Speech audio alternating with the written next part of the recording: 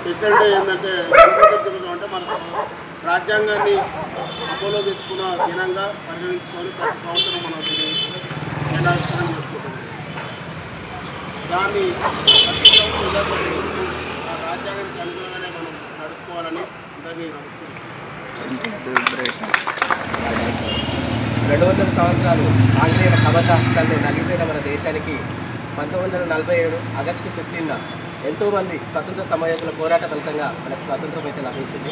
But స్వాతంత్రం వచ్చిన తర్వాత మన పరిపాలన ఎలా ఉండాలి, మన దేశం ప్రపంచ దేశాలతో పోటీ పడాలంటే ఎలా ముందుకెళ్ళాలి, మన రాజ్యాంగాన్ని మనం రచించుకుంటే ఆ రాజ్యాంగం ద్వారా మన దేశాన్ని ఎంతో అభివృద్ధి పథంలోకి తీసుకెళ్లాలని చెప్పేసి ఒక నినాదంతో ఆ రోజు ముసాయిదా కమిటీని ఏర్పాటు చేయడం జరిగింది. ఆ ముసాయిదా కమిటీకి డాక్టర్ బిఆర్ అంబేద్కర్ గారిని చైర్మన్గా నియమించారు.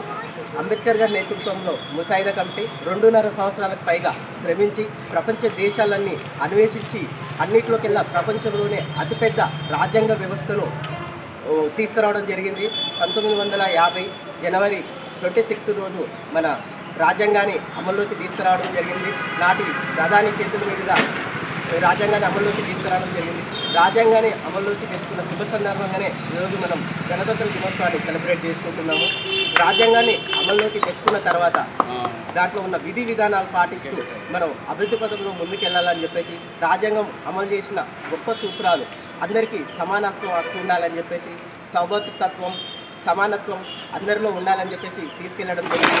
ఆ రోజు వాళ్ళు ప్రవేశపెట్టిన సమానత్వ హక్కు ద్వారానే ఈరోజు దేశ అత్యున్నత రాష్ట్రపతిగా ఒక ఎస్టీ మహిళ ఈరోజు దేశ రాష్ట్రపతిగా నియమించబడడం అంటే దానికి మనం అందరం గర్వించదగ్గ విషయం. సో ఆ రోజు రాజ్యాంగంలో ఇలాంటి సమానత్వ హక్కు తీసుకురావడం ద్వారానే ఈరోజు ప్రతి ఒక్కరూ ఉన్నతమైన స్థాయికి వెళ్ళడానికి ఉపయోగపడుతుంది. Thank you.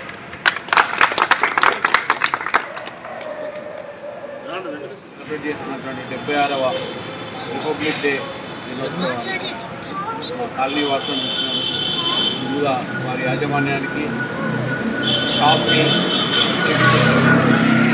కాలనీ అధ్యక్షులు శ్రీ ప్రభాకర్ రెడ్డి అన్నగారికి మరియు మన సెక్రటరీ నరసింహ గారికి మరియు ఇతర ఫ్రెండ్స్ కాలనీ ఫ్రెండ్స్కి 76వ మరియు స్టాఫ్కి ఇక్కడ వచ్చినటువంటి సోదరిమణులకు అందరికీ కూడా 76వ రిపబ్లిక్ డే దినోత్సవ శుభాకాంక్షలు.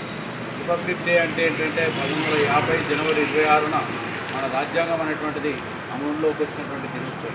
1947 ఆగస్టు 15వ రోజున మనకు స్వాతంత్రం అనేటువంటిది వచ్చింది. కానీ సంపూర్ణ స్వాతంత్రం అనేటువంటిది రాలేదు. సంపూర్ణ స్వాతంత్రం అంటే ఏంటంటే బ్రిటిష్ వాళ్ళు మనకు అధికారాన్ని ఇచ్చారు, కానీ వారి యొక్క చట్టాలు వారు చేసినటువంటి చట్టాలే ఉన్నాయి. దాదాపు 200 సంవత్సరాలు ఆంగ్లేయులు పరిపాలించారు మన భారతదేశాన్ని. కాబట్టి వారి యొక్క విధి విధానాలు, వారి యొక్క చట్టాలు, వారు చేసుకున్నటువంటి న్యాయ సూత్రాలు అవన్నీ కూడా, విద్యా విధానాలన్నీ కూడా వాళ్ళు ఆంగ్లేయులు రచించినటువంటివి ఉన్నాయి. కాబట్టి మన భారతీయులకు సూటబుల్ అయినటువంటి రాజ్యాంగం లేదు, విధి విధానాలు లేవు. కాబట్టి అందరూ మేధావులు, ఫ్రీడమ్ ఫైటర్సు, అప్పటి పెద్దలందరూ కూడా, స్వతంత్ర సమరయోధులందరూ కూడా కూర్చొని మనకి ఇది సరిపోదు, కాబట్టి మనము స్పెషల్గా విధి విధానాలు రూపొందించుకోవాలి అని చెప్పడం జరిగింది. కాబట్టి దీనికి సంబంధించినటువంటి మేధావి ఎవరంటే బిఆర్ అంబేద్కర్, రాజేంద్ర ప్రసాద్ మొదలైనటువంటి వారు ఈ డ్రాఫ్టింగ్ కమిటీలో సభ్యులుగా ఉన్నారు. అదేవిధంగా బిఆర్ అంబేద్కర్ అధ్యక్షుడిగా ఈ డ్రాఫ్టింగ్ కమిటీని ఏర్పాటు చేసి 2 సంవత్సరాల 11 నెలల 18 రోజులు పట్టింది దీన్ని రచించడానికి. అనేక దేశాలు తిరిగి అనేక రాజ్యాంగాలను పరిశీలించి ఒక పెద్ద లిఖితపూర్వమైనటువంటి రాజ్యాంగం, ప్రపంచంలోనే గొప్పదైనటువంటి రాజ్యాంగాన్ని రచించుకున్నాం.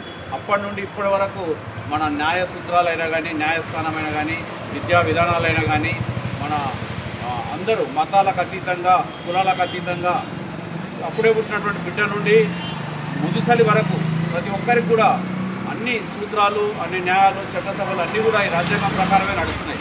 కాబట్టి అట్టి గొప్ప రాజ్యాంగమైనటువంటి మనము ఇంతవరకు రాజ్యాంగం అనేటువంటిది ఫెయిల్ కాలేదు. దాన్ని అమలుపరచడంలో నాయకులు ఫెయిల్ అయ్యారు, కానీ మన రాజ్యాంగం అనేటువంటిది ఫెయిల్ కాలేదని నిరూపితమైంది.